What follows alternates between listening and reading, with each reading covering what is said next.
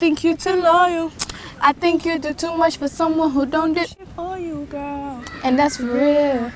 That ain't the way love's supposed to feel. But you say he's the one for you. One for you. I'm Samira. I'm 17. I'm a young Somali Muslim girl living in London.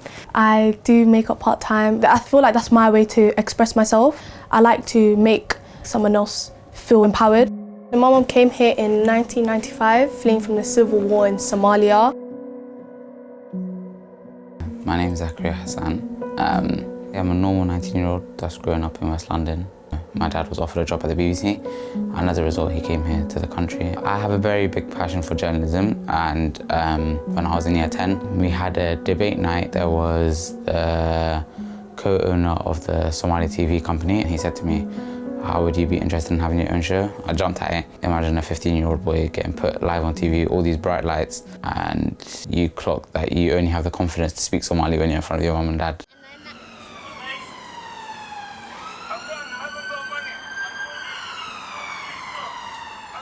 Tribalism in the Somali community is a thing. Like, it's been here around for years and years and years. Sometimes people want you to be so attached to your tribe as if it comes before everything else.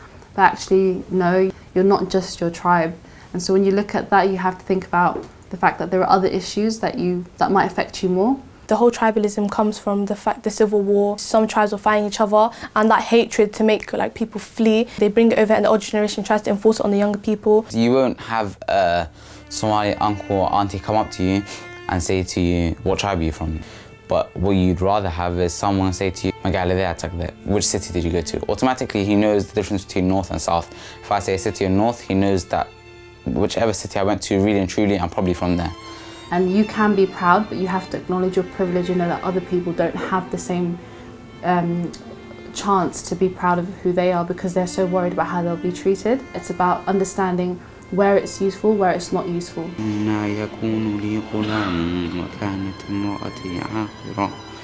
وقد خلقت من الكبر عتيا قال كذلك قال ربك هو علي هين وقد خلقتك من قبل ولم تك شيئا قال رب اجعل لي آية قال آيتك ألا تكلم الناس.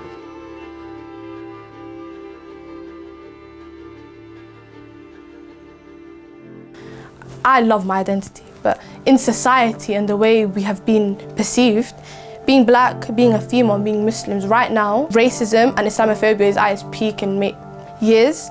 I was coming back from school, I was already quite tired. Then an older male turned around and was like, "Can you keep it down, you black Paki?" And no one turned around once and said anything. My family's been here since 95, 96, and we're still not on a census form. Are we really acknowledged as Somalis? So where do we even fit in? So we went through the schooling system. We went through the fact that people don't think we're black. We have to go through Islamophobia, which they didn't go through in Somalia. Yeah, they didn't go through that, and they didn't go through the hate, the Muslim day. My mum, she wears the veil. She wears the niqab, so she must have been taking me to school one morning. As we were crossing the road now, minivan, he accelerates towards me and my mum. It wasn't accidental because he steered towards us. And I think that's the time I clocked that there was actual Islamophobia.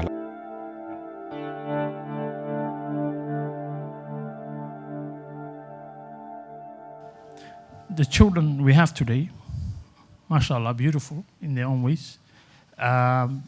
They look Somali, but they don't think Somali. So I always say they may look like us, but inside them, there's an energy that's driving them. And we need to understand that. And we need to listen to them more because they have the solutions, to be honest with you. The young people I met, honestly, they are amazing.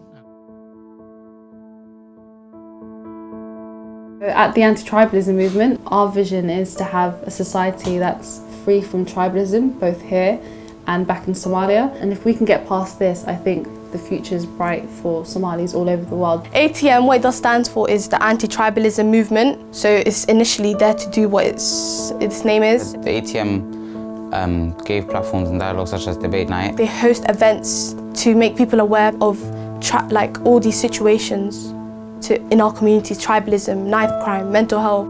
They push for it to not be another mistake that we don't learn from. As young British Somalis, we need to tear down the barriers around tribalism.